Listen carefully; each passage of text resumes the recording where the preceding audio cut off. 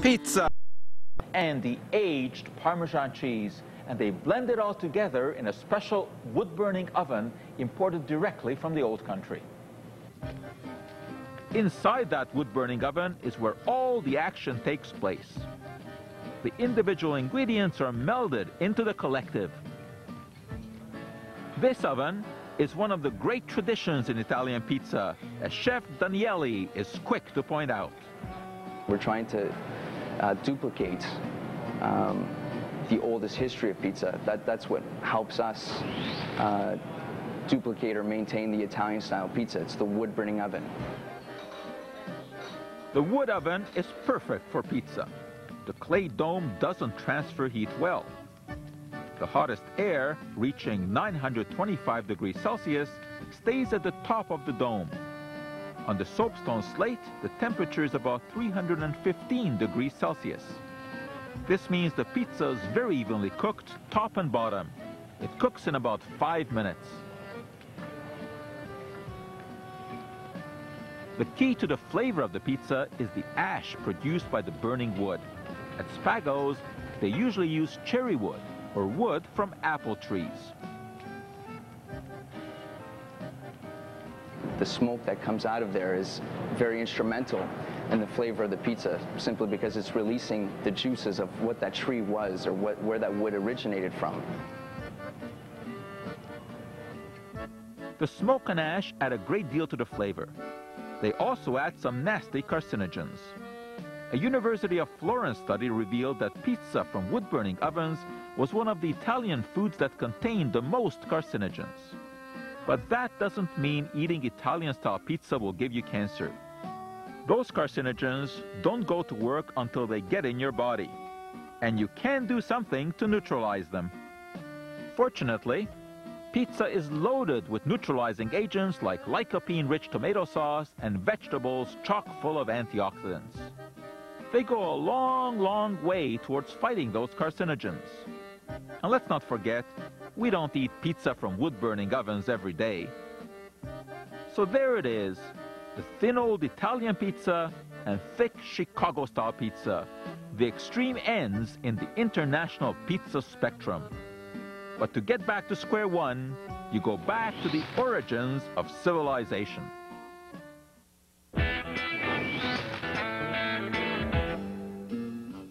The Egyptians made the first big step in pizza production. They created unleavened bread in 2000 BC in an attempt to ferment it into better beer. By the late 18th century, the tomato hopped on board once people were finally convinced it wasn't poisonous. The Italians added it, but it's originally from Peru. Cheese joined the party for good in the next century. Italy can take all the credit for that. The king of all pizza cheese is mozzarella, originally made from buffalo milk because its high calcium content made it stretchy.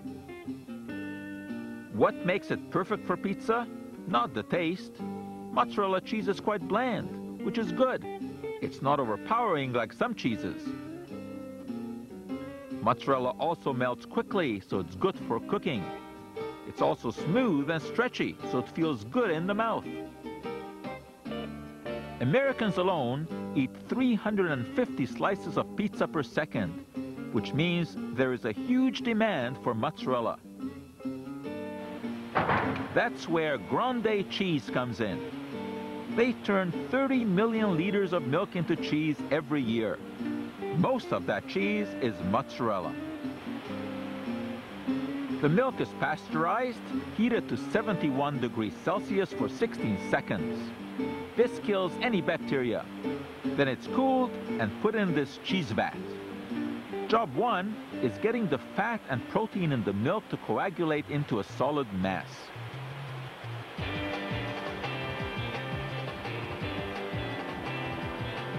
Bacteria are added to digest the sugar and establish an appropriate level of acidity. These bacteria use up the oxygen in milk, crowding out other less desirable organisms. Then the stage is set for the star of coagulation, rennet. This enzyme attacks proteins which coat casein particles. The proteins keep the particles from sticking together. What the rennet does is it literally cleaves that protein from the surface of the casein particles, very much like getting a haircut. With that surface protein out of the picture, the casein conglomerates will stick together and form a matrix. This three-dimensional cage-like structure traps some moisture and crowds the rest out. This creates a gel of milk fat and protein. It's called the curd. The sugar and protein-filled liquid that is driven off is called the whey. Together you have the delicious dish little Miss Muffet enjoyed before being spooked by that nasty old spider. After 30 minutes, the curds are cut. The smaller curds have smaller matrices. As they get smaller, they pull together more, squeezing out liquid the way we squeeze water out of a sponge. For another half hour, the mixture is cooked by hot water circulating around the metal siding. So as soon as you cleave off that external surface of stabilizing protein, one of the reasons the particles will attract one another is that they prefer to interact with each other rather than interact with the water. And that's a hydrophobic interaction, a hydrophobic response, and it's very temperature dependent. So much so that in cold milk you cannot induce coagulation. Then the curds and whey are pumped into a smaller vat called the graining bed.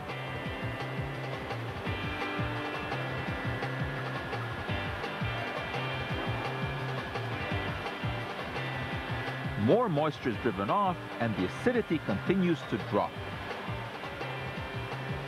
The next process is very important in the creation of mozzarella cheese. The curd is dumped into a machine, heated with hot water, and stretched.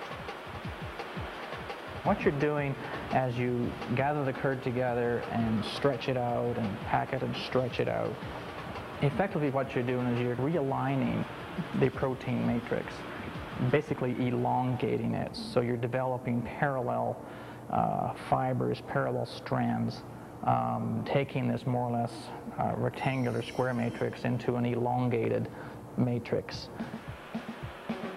This gives the mozzarella that wonderful stretchability. After that, it's put into tubs, a little more than 2 kilos to a block. The tubs are run through a cooling bath to make the cheese solid. After that, it's into the rack. The rack then goes into a large saltwater pool for about 17 hours. The salt water, we have to try and achieve a percentage point of about 1.6 to 1.8 salt content in the product. And the main reason for that is just preservation of the product to keep the integrity and give it some flavor. Yeah, mozzarella, of course, is very bland in flavor, and maybe that's the reason it's good for pizza. You're really not looking for much flavor. You need about the right amount of salt content. You're really looking for texture. That texture makes a huge historical contribution to this magnificent meal. They know that love was generated in the making of it. It wasn't just putting it into a pan and throwing it in. It was a long process of love. It's okay to love the pizza back, because with a smart choice of toppings, you're getting a very nutritious meal. The topping on the pizza is what may sock it to you. In other words, if it's got lots of veggies with antioxidants and fiber, that's great. If it's always loaded with sausage and so on, that would be higher in saturated fat and cholesterol. But again, it's how much of that pizza you eat and what you combine it with that makes it a healthy meal or not. So let's put things into perspective. Expanding pizza culture can often contribute to an expanding waistline. A double cheese and pepperoni slice can harbor 500 calories and a whopping 18 grams of fat.